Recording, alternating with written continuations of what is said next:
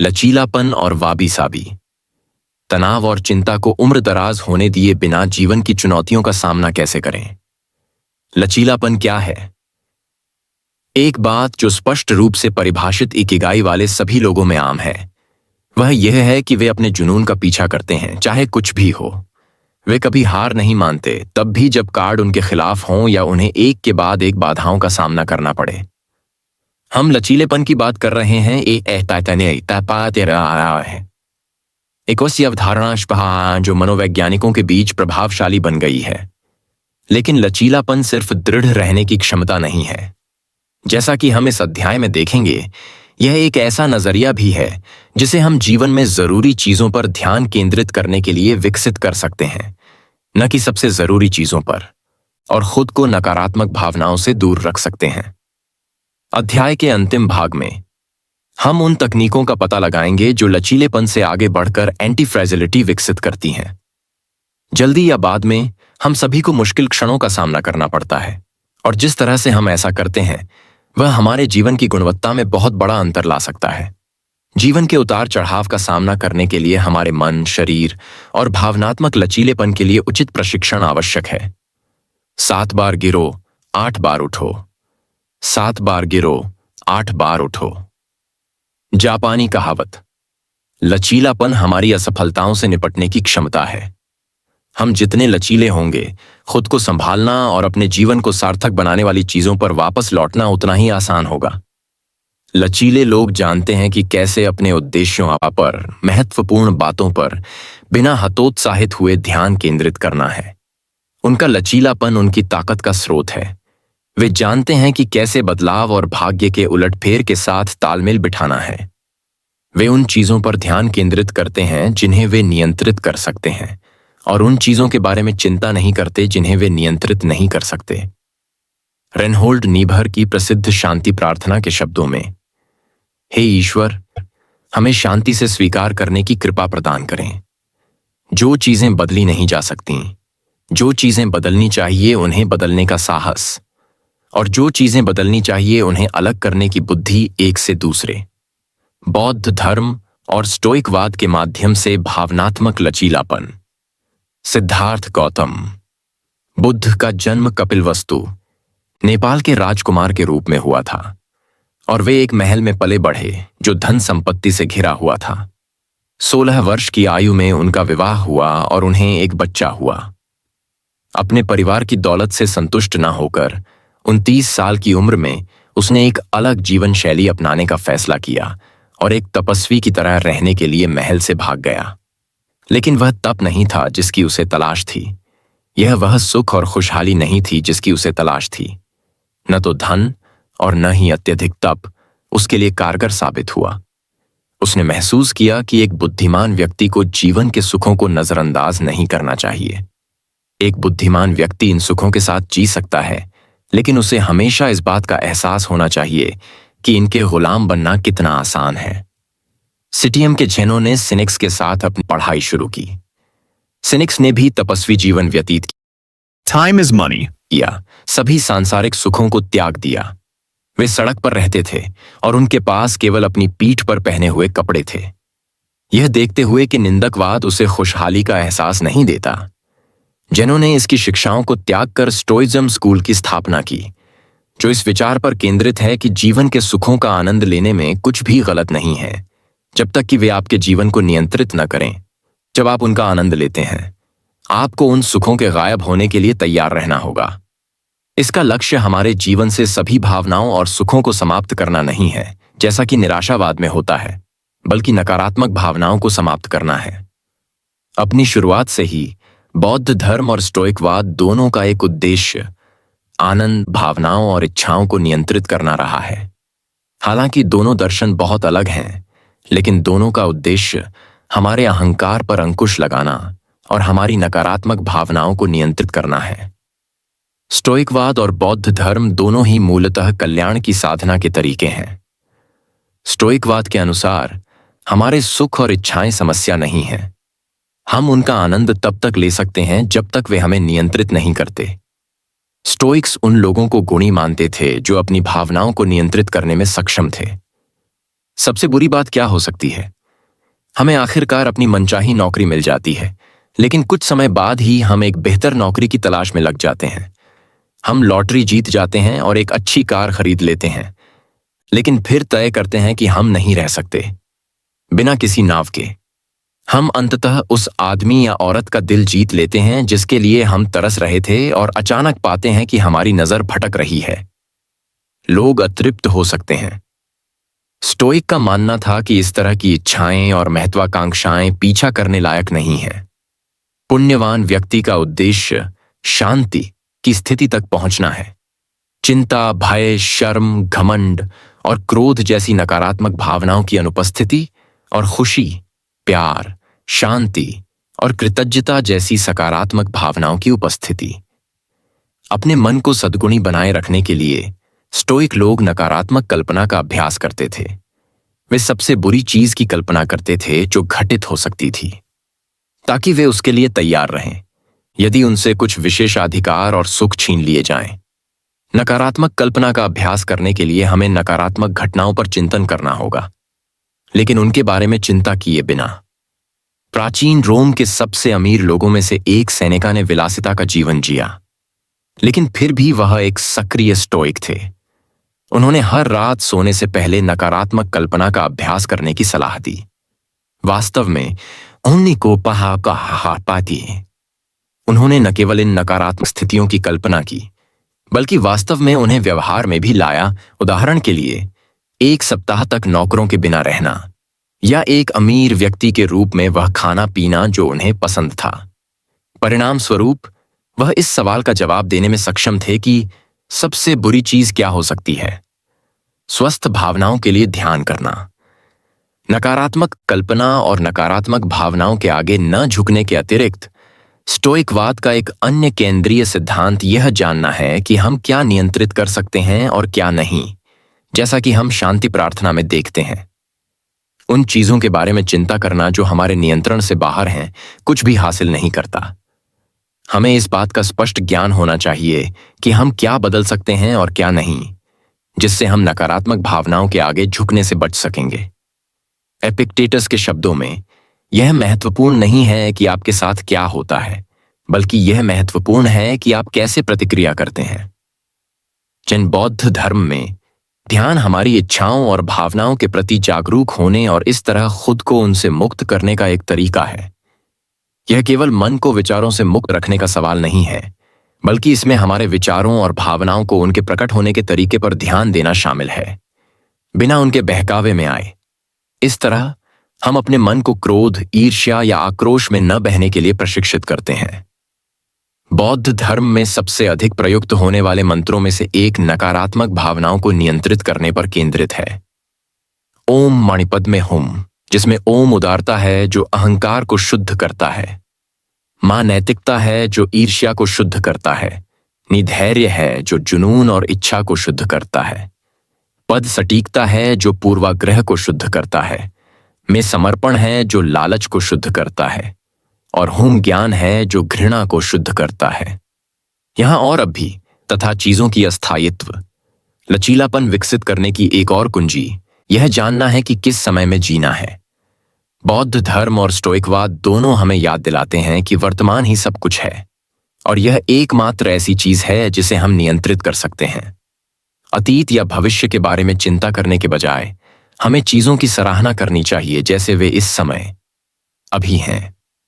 बौद्ध भिक्षु थिच नेहत हान का कहना है, एकमात्र क्षण जिसमें आप सचमुच जीवित हो सकते हैं वह वर्तमान क्षण है। वर्तमान में जीने के अलावा स्टोइक हमारे आसपास की चीजों की नश्वरता पर भी विचार करने की सलाह देते हैं।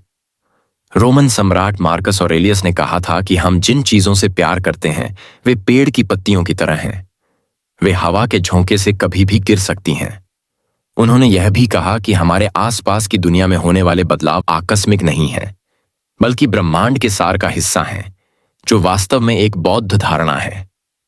हमें यह कभी नहीं भूलना चाहिए कि हमारे पास जो कुछ भी है और जिन लोगों से हम प्यार करते हैं वे किसी न किसी समय गायब हो जाएंगे। यह एक ऐसी बात है जिसे हमें ध्यान में रखना चाहिए, लेकिन निराशावाद के आगे झुके बिना। चीजों की नश्वरता के बारे में जागरूक होने से हमें दुखी होने की जरूरत नहीं है। इससे हमें वर्तमान क्षण और अपने आसपास के लोगों से प्यार करने में मदद मिलनी चाहिए। सेनेका हमें बताते हैं, सभी मानवीय चीजें अल्पकालिक और नाशवान हैं। दुनिया की अस्थायी, क्षणभंगुर और अनित्य प्रकृति हर बौद्ध अनुशासन का केंद्र है। इसे हमेशा ध्यान में रखने से हमें नुकसान के समय अत्यधिक पीड़ा से बचने में मदद मिलती है। वाबी साबी और इचिगो इचिए। वाबी साबी एक जापानी अवधारणा है जो हमें हमारे आसपास की दुनिया की क्षणभंगुर, परिवर्तनशील और अपूर्ण प्रकृति की सुंदरता दिखाती है। पूर्णता में सुंदरता की तलाश करने के बजाय हमें इसे उन चीजों में देखना चाहिए जो दोषपूर्ण, अपूर्ण है। यही कारण है कि तानानेसी ने अनियमित या एक स्पेनिश व्यक्ति मूल्य केश या एक टूटी हुई चाय की प्याली पर विश्वास करता है। केवल वे चीजें जो अपूर्ण, अभूतपूर्व, तुरी और क्षणभंगुर हैं वास्तव में सुंदर हो सकती हैं, क्योंकि केवल वे चीजें ही प्राकृतिक दुनिया से मिलती जुलती हैं। एक पूरक जापानी अवधारणा इचिगो इचिई है, जिसका अनुवाद इस प्रकार किया जा सकता है, यह क्षण केवल अभी मौजूद है और दोबारा नहीं आएगा। इसे अक्सर सामाजिक समारोहों में एक अनुस्मारक के रूप में सुना जाता है कि प्रत्येक मुलाकात, चाहे दोस्तों, परिवार या अजनबियों के साथ हो, अनोखी होती है और कभी दोहराई नहीं जाएगी, जिसका अर्थ है कि हमें पल का आनंद लेना चाहिए और अतीत या भविष्य की चिंताओं में खुद को नहीं खोना चाहिए। इस अवधारणा का प्रयोग आमतौर पर चाय समारोहों, जैन ध्यान और जापानी मार्शल आर्ट में किया जाता है, जिनमें सभी वर्तमान क्षण में उपस्थित रहने पर जोर देते हैं। पश्चिम में हम यूरोप की पत्थर की इमारतों और गिरिजाघरों की स्थायित्व के आदी हो गए हैं, जो कभी कभी हमें यह एहसास दिलाता है कि जापानी मार्शल आर्ट, जिनमें सभी वर्तमान में उपस्थित रहने पर जोर देते हैं। पश्चिम में हम यूरोप की पत्थर की इमारतों और गिरजाघरों की स्थायित्व के आदी हो चुके हैं, जो कभी कभी हमें यह एहसास कराता है कि कुछ भी नहीं बदलता है, जिससे हम समय बीतने के बारे में भूल जाते हैं। ग्रीको रोमन वास्तुकला समरूपता, स्पष्ट रेखाओं, भव्य अग्रभागों और सदियों से चली आ रही देवताओं की इमारतों और मूर्तियों को पसंद करती है।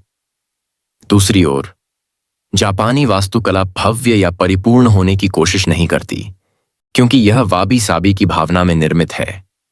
लकड़ी से संरचनाएं बनाने की परंपरा उनकी अस्थायित्व और भविष्य की पीढ़ियों द्वारा उन्हें फिर से बनाने की आवश्यकता को पूर्व निर्धारित करती है। जापानी संस्कृति मनुष्य और हमारे द्वारा बनाई गई हर चीज की क्षणभंगुर प्रकृति को स्वीकार करती है। उदाहरण के लिए, ईसे के भव्य मंदिर का सदियों से हर 20 साल में पुनर्निर्माण किया जाता रहा है।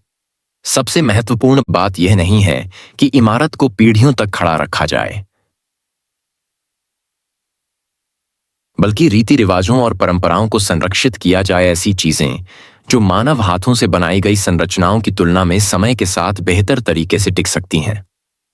मुख्य बात यह स्वीकार करना है कि कुछ ऐसी चीजें हैं जिन पर हमारा कोई नियंत्रण नहीं है, जैसे समय का बीतना और हमारे आसपास की दुनिया की क्षणभंगुर प्रकृति।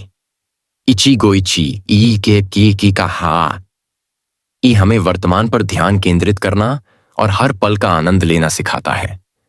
जीवन हमें जो कुछ भी देता है, यही कारण है कि हमारे इकिगाई को खोजना और उसका पालन करना इतना महत्वपूर्ण है।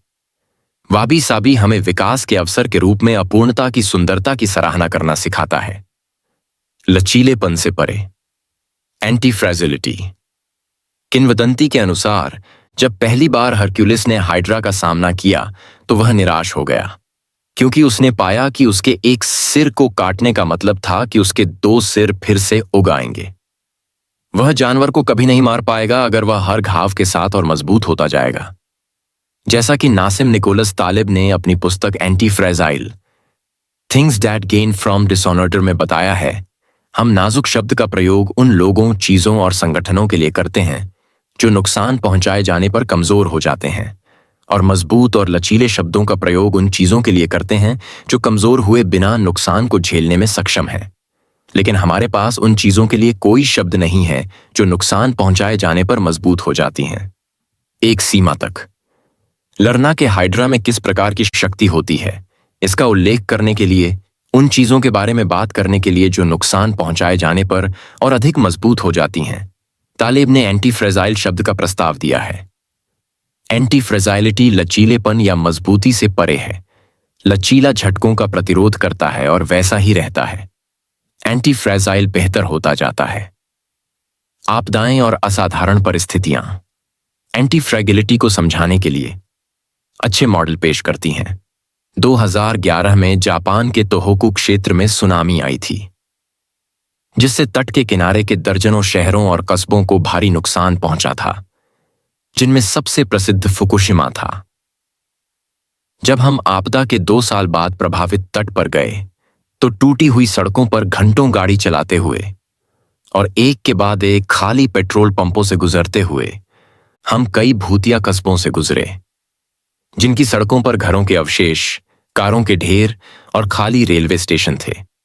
ये शहर नाजुक जगहें थीं जिन्हें सरकार ने भुला दिया था और वे अपने आप ठीक नहीं हो सकते थे। इशिनोमाकी और केसेनुमा जैसी अन्य जगहों को भारी नुकसान हुआ, लेकिन कई लोगों के प्रयासों की बदौलत कुछ ही सालों में उन्हें फिर से बनाया गया। इशिनोमाकी और केसेनुमा ने दिखाया कि वे तबाही के बाद सामान्य स्थिति में लौटने की अपनी क्षमता में कितने लचीले थे। सुनामी का कारण बनने वाले भूकंप ने फुकुशिमा परमाणु ऊर्जा संयंत्र को भी प्रभावित किया। संयंत्र में काम करने वाले टोक्यो इलेक्ट्रिक पावर कंपनी के इंजीनियर उस तरह के नुकसान से उबरने के लिए तैयार नहीं थे। फुकुशिमा परमाणु सुविधा अभी भी आपातकालीन स्थिति में है और आने वाले दशकों तक रहेगी। इसने अभूतपूर्व आपदा के सामने अपनी नाजुकता का प्रदर्शन किया। भूकंप के कुछ ही मिनटों बाद जापानी वित्तीय बाजार बंद हो गए। भूकंप के बाद किन व्यवसायों ने सबसे अच्छा प्रदर्शन किया? 2011 से बड़ी निर्माण कंपनियों के शेयरों में लगातार वृद्धि हो रही है। तोहोकू के पूरे तट को फिर से बनाने की जरूरत निर्माण के लिए वरदान है। इस मामले में जापानी निर्माण कंपनियां एंटी फ्रेजाइल हैं, क्योंकि उन्हें आपदा से बहुत लाभ हुआ है। अब आइए देखें कि हम इस अवधारणा को अपने दैनिक जीवन में कैसे लागू कर सकते हैं। हम और अधिक एंटी फ्रेजाइल कैसे हो सकते हैं? चरण 1, अतिरेकता बनाएं। एक ही वेतन पाने के बजाय अपने शौक, अन्य नौकरियों या अपना खुद का व्यवसाय शुरू करके पैसे कमाने का तरीका खोजने की कोशिश करें। यदि आपके पास केवल एक वेतन है, तो आपके नियोक्ता के संकट में आने पर आपके पास कुछ भी नहीं बचेगा, जिससे आप कमजोर स्थिति में आ जाएंगे। दूसरी ओर, यदि आपके पास कई विकल्प हैं और आप अपनी प्राथमिक नौकरी खो देते हैं, तो हो सकता है कि आप अपनी दूसरी नौकरी को ज्यादा समय दें और शायद उससे ज्यादा पैसे भी कमाएं। आप उस बुरी किस्मत को हरा चुके होंगे और उस स्थिति में आप एंटी फ्रेजाइल होंगे। ओगिमी में हमने जिन बुजुर्गों का साक्षात्कार लिया, उनमें से 100% का एक प्राथमिक और दूसरा द्वितीयक व्यवसाय था। उनमें से अधिकांश ने द्वितीयक नौकरी के रूप में सब्जी का बाग लगाया और स्थानीय बाजार में अपनी उपज बेची। यही बात दोस्ती और निजी हितों पर भी लागू होती है। जैसा कि कहावत है, यह सिर्फ एक बात है कि अपने सारे अंडे एक ही टोकरी में नहीं रखना चाहिए। रोमांटिक रिश्तों के क्षेत्र में ऐसे लोग होते हैं जो अपनी सारी ऊर्जा अपने साथी पर केंद्रित करते हैं और उसे अपनी पूरी दुनिया बना लेते हैं। अगर रिश्ता नहीं चल पाता है तो वे सब कुछ खो देते हैं, जबकि अगर उन्होंने मजबूत दोस्ती और एक पूर्ण जीवन जिया है तो वे रिश्ते के अंत में आगे बढ़ने की बेहतर स्थिति में होंगे। वे एंटी फ्रेजाइल होंगे। अभी आप सोच रहे होंगे, मुझे एक से ज्यादा सैलरी की जरूरत नहीं है और मैं अपने दोस्तों के साथ खुश हूं, मुझे कुछ नया क्यों जोड़ना चाहिए? हमें अपने जीवन में बदलाव लाना समय की बर्बादी लग सकता है, क्योंकि असाधारण चीजें आमतौर पर नहीं होती हैं। हम एक आरामदायक क्षेत्र में चले जाते हैं, लेकिन अप्रत्याशित हमेशा होता है, जल्दी या बाद में। चरण 2, कुछ क्षेत्रों में रूढ़िवादी तरीके से दांव लगाएं और अन्य क्षेत्रों में छोटे जोखिम उठाएं। वित्त की दुनिया इस अवधारणा को समझाने में बहुत उपयोगी साबित होती है। अगर आपके पास $10,000 की बचत है तो आप उसमें से $9,000 इंडेक्स फंड या फिक्स टर्म डिपॉजिट में लगा सकते हैं और बाकी $1,000 को 10 स्टार्टअप में निवेश कर सकते हैं, जिनमें बहुत ज्यादा विकास की संभावना है। मान लीजिए हर एक में $100। परिदृश्य यह है कि 3 कंपनियां विफल हो जाती हैं। आप $300 खो देते हैं। 3 अन्य कंपनियों का मूल्य घट जाता है। आप $100 या $200 और खो देते हैं। 3 का मूल्य बढ़ जाता है। आप 100 या 200 डॉलर कमा लेते हैं तथा एक स्टार्टअप का मूल्य 20 गुना बढ़ जाता है। आप लगभग 2000 डॉलर या शायद इससे भी अधिक कमा लेते हैं। आप तब भी पैसा कमाते हैं भले ही 3 व्यवसाय पूरी तरह से बंद हो जाएं। रॉ और डेनेमिया ट्रोम ने क्षति पहुंचाई, ठीक म्यूरू की तरह। एंटी फ्रेजाइल बनने की कुंजी है छोटे छोटे जोखिम उठाना, जिनसे बड़े लाभ हो सकते हैं, बिना खुद को ऐसे खतरों में डाले जो हमें डुबो सकते हैं। जैसे कि किसी ऐसे फंड में 10,000 डॉलर का निवेश करना जिसकी प्रतिष्ठा संदिग्ध हो, जिसका विज्ञापन हमने अखबार में देखा हो। चरण 3, उन चीजों से छुटकारा पाएं जो आपको कमजोर बनाती हैं। हम इस अभ्यास के लिए नकारात्मक मार्ग अपना रहे हैं। खुद से पूछें, क्या मुझे कमजोर बनाता है? कुछ लोग, चीजें और आदतें हमारे लिए नुकसानदेह होती हैं और हमें कमजोर बनाती हैं। वे कौन हैं और क्या हैं?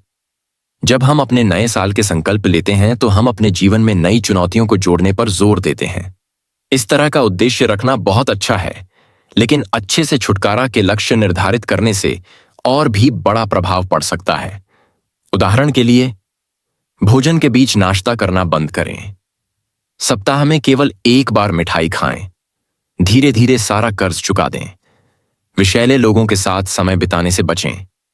उन चीजों पर समय बर्बाद करने से बचें जो हमें पसंद नहीं है, सिर्फ इसलिए क्योंकि हमें लगता है कि हमें पसंद नहीं है। उन्हें करने के लिए बाध्य है। प्रतिदिन फेसबुक पर 20 मिनट से अधिक समय न बिताएं। अपने जीवन में लचीलापन लाने के लिए आए। हमें प्रतिकूल परिस्थितियों से डरना नहीं चाहिए, क्योंकि हर बाधा विकास का अवसर है। अगर हम एक एंटी फ्रेजाइल रवैया अपनाते हैं तो हम हर झटके के साथ मजबूत होने का तरीका खोज लेंगे, अपनी जीवन शैली को बेहतर बनाएंगे और अपने इकिगाई पर ध्यान केंद्रित करेंगे। 1 या 2 झटके लगना दुर्भाग्य या एक अनुभव के रूप में देखा जा सकता है, जिसे हम अपने जीवन के सभी क्षेत्रों में लागू कर सकते हैं, क्योंकि हम लगातार सुधार करते हैं और नए और बेहतर लक्ष्य निर्धारित करते हैं। जैसा कि तालिब ने एंटी फ्रेजाइल में लिखा है, हमें बेतरतीबपन, गड़बड़ी, रोमांच, अनिश्चितता, आत्मखोज, दर्दनाक घटनाओं को सुनना, ये सभी चीजें जीवन को जीने लायक बनाती हैं। हम उन लोगों को प्रोत्साहित करते हैं जो एंटी फ्रेजिलिटी की अवधारणा में रुचि रखते हैं कि वे नासिम निकोलस तालेब की एंटी फ्रेजाइल पढ़ें। जीवन शुद्ध अपूर्णता है, जैसा कि वाबी साबी का दर्शन हमें सिखाता है, और समय बीतने के साथ हमें पता चलता है कि सब कुछ क्षणभंगुर है। लेकिन यदि आपको अपने इकिगाई का स्पष्ट बोध है, तो प्रत्येक क्षण में इतनी संभावनाएं होंगी कि वह लगभग अनंत काल जैसा प्रतीत होगा। उपसंहार: इकिगाई, जीवन जीने की कला। मित्सुओ आइडा 20वीं सदी के सबसे महत्वपूर्ण सुलेखकों और हाइकूवादियों में से एक थे। वे एक ऐसे जापानी व्यक्ति का एक और उदाहरण हैं जिन्होंने अपना जीवन एक बहुत ही विशिष्ट इकिगाई के लिए समर्पित कर दिया। शोडो सुलेख ब्रश का उपयोग करके 17 अक्षरों वाली कविताओं के साथ भावनाओं को व्यक्त करना। आयदा के कई हाइकू वर्तमान क्षण के महत्व और समय बीतने के बारे में दार्शनिकता से भरे हैं। नीचे प्रस्तुत कविता का अनुवाद इस प्रकार किया जा सकता है: यहां और अब भी मेरे जीवन में केवल एक ही चीज है, वह है तुम्हारा जीवन। मेरा जीवन और आपका जीवन केवल यहीं और अभी मौजूद है। एक अन्य कविता में आइडा ने सरलता से लिखा है, यहां, अभी। यह एक कलाकृति है जो मोनो नो अवेयर, क्षण भंगुरता की उदासी भरी प्रशंसा की भावनाओं को जगाने का प्रयास करती है। अभी निम्नलिखित कविता हमारे जीवन में इकिगाई लाने के रहस्यों में से एक को छूती है। खुशी हमेशा आपके दिल से निर्धारित होती है। खुशी हमेशा हमारे अपने मन से तय होती है।